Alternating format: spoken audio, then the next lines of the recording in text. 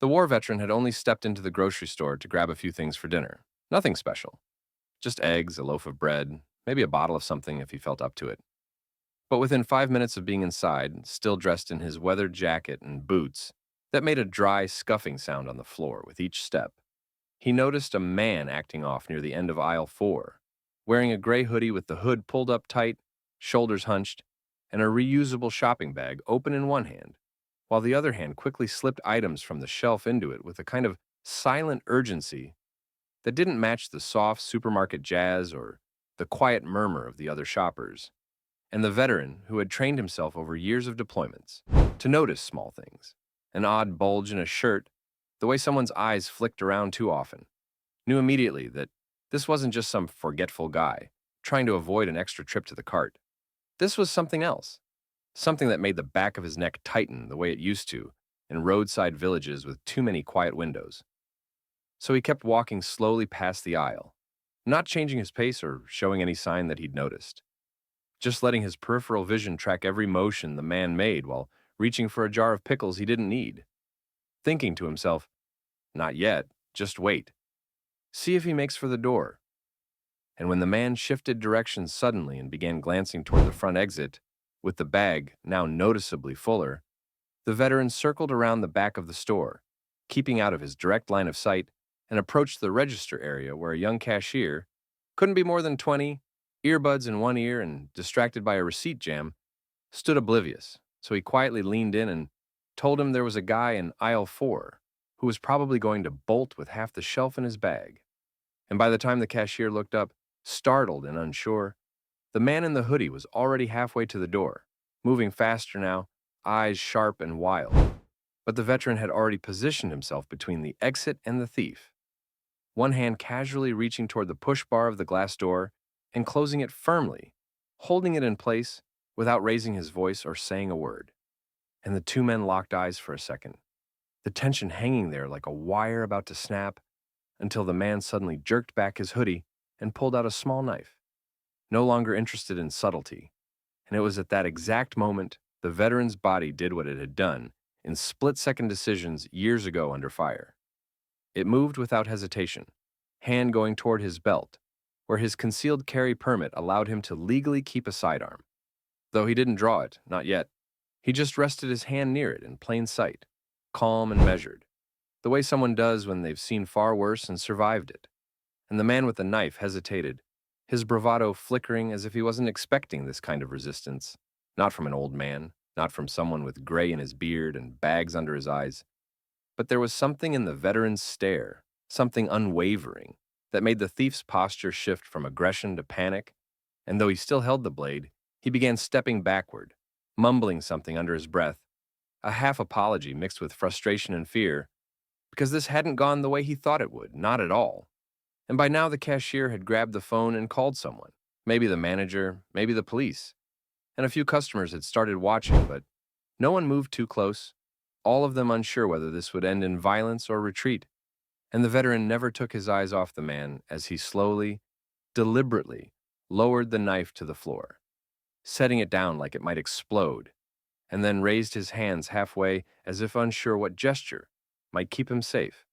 But the door was still shut. The veteran still stood there, and outside the faint sound of sirens had started echoing through the air. Not close yet, but coming. Always coming. And in that charged stillness, something passed between them. Not words, not forgiveness, just a kind of recognition that this moment, this strange little standoff in a suburban store, with a basket of eggs cooling by the freezer and a war hero quietly holding the line, would be remembered by both of them for entirely different reasons. And though neither of them knew what would happen next, both sensed that something bigger had just been set in motion, something that wouldn't be over even when the sirens stopped. The veteran stepped away from the closed door without turning his back to the man, moving carefully and deliberately toward the cashier, who stood frozen behind the counter, gripping the phone with white knuckles, eyes wide and uncertain if he should duck or run. And the veteran calmly, almost quietly, told him what was happening, that the man had a weapon, that he had tried to leave with stolen goods, and that someone needed to call the police now if they hadn't already, then turned back just in time to see the would-be thief pivot sharply and make a sudden move toward the opposite exit, trying to outflank the situation in one last desperate attempt to flee. But the veteran was quicker, crossing the floor with the kind of direct speed only muscle memory can teach, intercepting the path to the other door and grabbing its handle before the thief reached it, shutting it fast with a dull metallic thud, causing the man to skid to a stop just inches away, his breath ragged, his eyes darting around the store like a caged animal. And without warning, he reached into his pocket and pulled out a small knife. Nothing dramatic, just a simple folding blade, the kind someone might carry in a glove compartment or toolkit. But now it looked like something far more dangerous in his shaking hand. And for a split second, there was silence. A kind of suspended tension in the air that made the temperature feel like it dropped 10 degrees. As shoppers backed away slowly, and a mother grabbed her daughter's hand and moved behind a display of cereal boxes, and the veteran didn't flinch, didn't yell, didn't try to tackle the guy or shout instructions. He just shifted his weight slightly and let his right hand slide beneath his jacket, toward the leather holster clipped to his waistband, not pulling the weapon, just letting his fingers rest near it. A calm gesture that spoke louder than any threat, and the man holding the knife saw it, saw how steady the hand was, how composed the face across from him remained, no trembling, no fear, just a kind of sad clarity in the veteran's eyes that said, "Don't make me do this, but I will if you force me." And that look did something to the man with the knife, cracked something like pressure building up behind a dam that finally gives way, because suddenly his shoulders slumped and his whole body seemed to deflate, as if the energy holding him together had evaporated, and he stumbled backward, dropped the knife with a metallic clatter onto the tiles, then dropped to his knees beside it, hands raised halfway, palms out, muttering something between apologies and excuses. But no one stepped closer, not yet, and the cashier was still on the phone, stammering out the address and details to whoever was on the other end,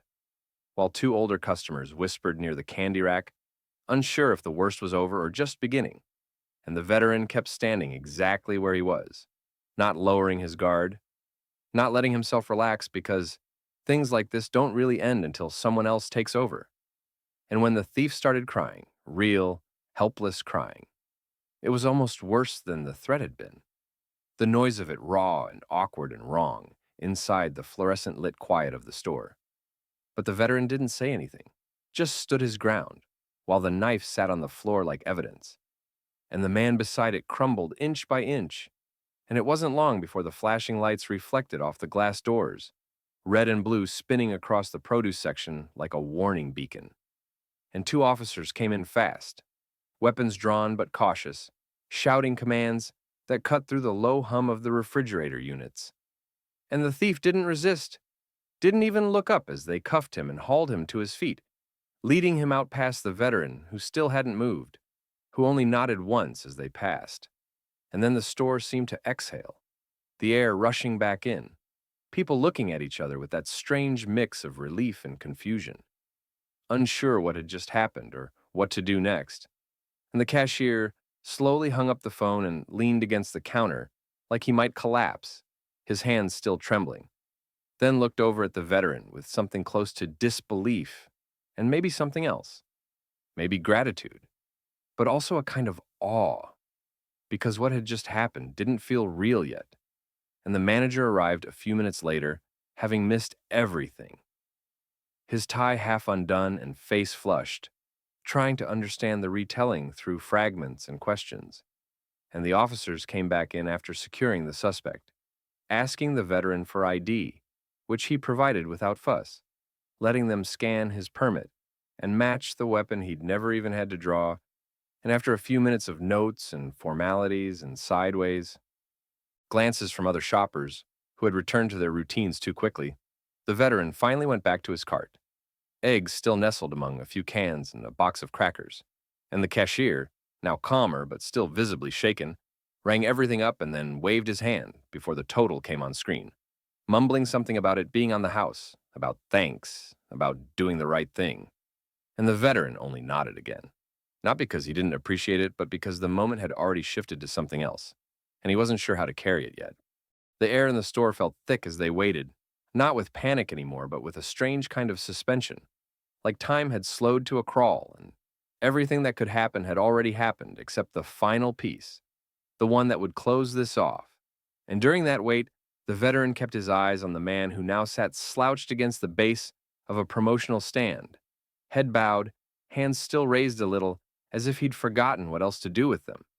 And the cashier, though clearly shaken, was trying to speak gently, repeating reassurances like a mantra. Everything's okay. The police are coming. Just stay calm. Trying to keep both the thief and himself from unraveling, while a few other customers cautiously peeked from behind shelves and displays. One woman quietly recording on her phone while pretending not to, and another ushering her son to sit against the wall, with his hands over his ears. And even though the immediate danger had passed, no one dared move too much or speak too loudly because the tension still sat in the corners of the store, like an uninvited guest refusing to leave. And then, from outside, came the sound they'd been waiting for. Tires skidding against pavement, car doors slamming, authoritative voices rising above the hum of the cooling units. And suddenly, two officers burst through the automatic doors with the speed and certainty of people trained to act first and question later, their commands sharp and unmistakable as they rushed toward the man on the floor who didn't resist, who didn't even speak, just let himself be pulled up roughly by the arms and pressed face down against the floor again, while they secured his wrists and frisked him fast and methodically. One officer glancing up briefly at the veteran with a flicker of recognition or maybe just respect, before dragging the subdued thief to his feet and leading him out the way they'd come, past the line of now curious onlookers who had begun to gather just outside, drawn by the flashing lights and the sudden flurry of movement, and the veteran stood silently near the doors, still alert, still processing, until a third officer approached him to take a brief statement, jotting down his name, the concealed carry details, and asking for his version of events, which the veteran relayed without exaggeration, just the facts, straightforward and precise, not leaving anything out, but also not adding more than was necessary, because he knew how these things worked, knew what mattered and what didn't. And when the officer thanked him, genuinely, saying something about how this guy had been wanted for a string of grab and runs across the county, and how they hadn't expected him to escalate to a weapon, but clearly he was getting bolder, the veteran only nodded once, expression unreadable. Not quite satisfaction, not pride. More like quiet confirmation that he'd been in the right place at the right time and done what needed doing. And after that, everything began to return to normal, or the illusion of it anyway, with the manager fussing over details and apologizing to customers, and the cashier standing a little straighter now, his voice stronger as he tried to resume transactions, though every so often his hand would tremble just slightly when reaching for a receipt or scanning an item. And when the veteran finally approached the register again, carrying his modest collection of groceries, the young man didn't even let him pull out his wallet, just shook his head firmly and said it was taken care of, that it was the least they could do, that he didn't know what might have happened if the veteran hadn't been there, and the manager, who'd been informed of everything in hushed tones by one of the officers, quickly backed him up, insisting the store would cover the cost, that no paperwork was needed,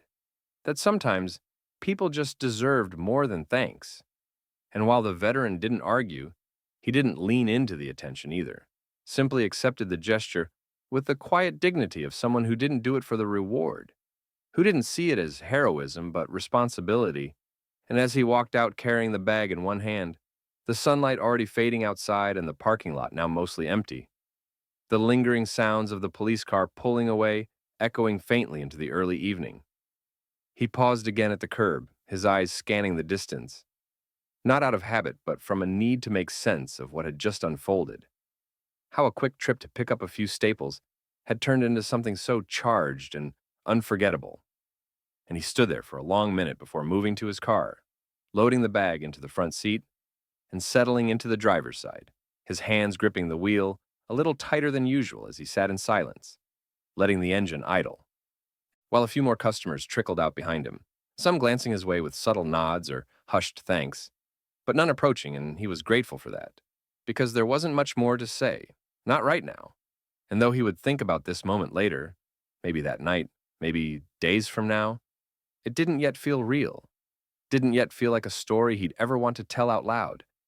And so he drove off slowly, not in a rush, blending back into traffic with the quiet presence of a man who had once again been exactly where he needed to be. Not by chance, not by choice, but by instinct. And somewhere behind him, the store doors slid closed. The cashier rang up the next customer with slightly steadier hands,